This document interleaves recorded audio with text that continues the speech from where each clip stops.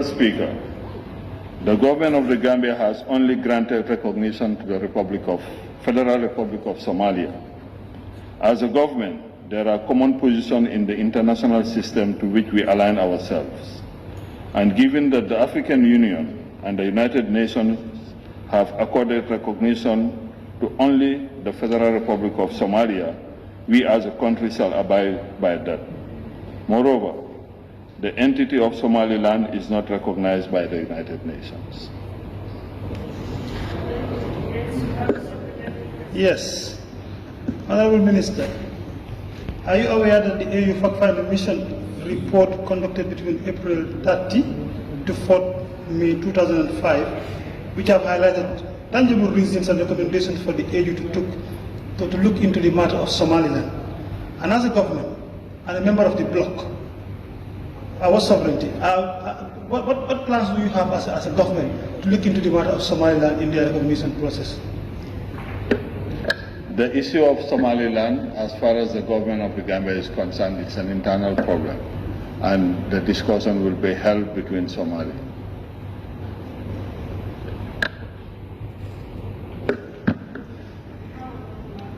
Yes, Honorable Minister, I understand very well. What I'm saying is, as a sovereign state, looking at the report being produced by the African Union, as a country, can we take up the challenge to champion the negotiation between Somalia and Somaliland? I think their neighbors are looking into that. You have the Prime Minister of Ethiopia and their neighboring people within their region who are taking care of that. And if there is any party that is better placed to negotiate that, I think the African Union will invite that party to come in. But as of now, it's not in our strategic interest to get involved in that discussion. Honorable Member for Woolly West. Thank you, Speaker. Honorable Minister, is Somaliland that he is talking about recognized by AU?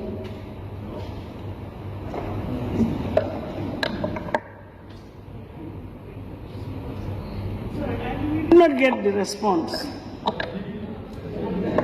No, the Somaliland is not recognized by AU by any African. There is no African country that has given recognition to Somaliland.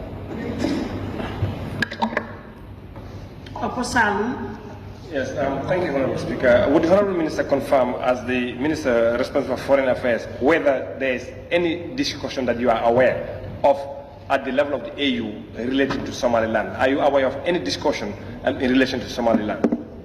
During all the meeting of the African Union that I attended, and as a PR also in New York, and I had the privilege to chair the group several times, the issue of Somaliland was never a part of our agenda. Thank you. Central Badibu.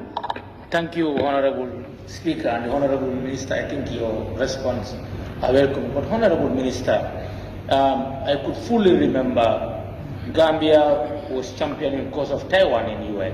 So is it possible for us to also start seeing how to consider our fellow Africans who have been denied of recognition? Is there any possible way of starting to see how to champion their cause?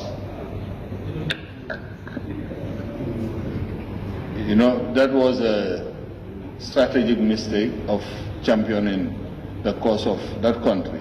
And I don't think history will judge us favorably if we start embarking on such a journey. I think it will be very irresponsible on the part of the government to talk about this issue. Ghana South. Thank you very much, Madam Speaker. Honorable Minister, during the AU summits you have been attending as the foreign minister, are you aware of any formal request from the Somaliland government regarding their issue between them and the Somalia? Not even once. And I told you at the level of the UN also, I've never heard about the issue of Somaliland. It's only here that it's being discussed. I don't know for whatever reasons, but I think we should be very careful with who we engage with as a country, especially as a member of FOSS, the Forum of Small States. We have to be very, very careful. Yes, Woolly East. Honorable Speaker, is it wise for this National Assembly to start engaging Somalia when your government has not in any way been involved with Somaliland? Is it advisable?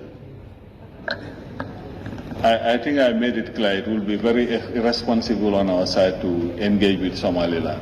And as we speak, today is the National Day of Somali, the Federal Republic of Somali. And if you have the chance, you can read through some of the stories of the BBC and those who can read French on RFI, and you will have a better understanding of what is going on there.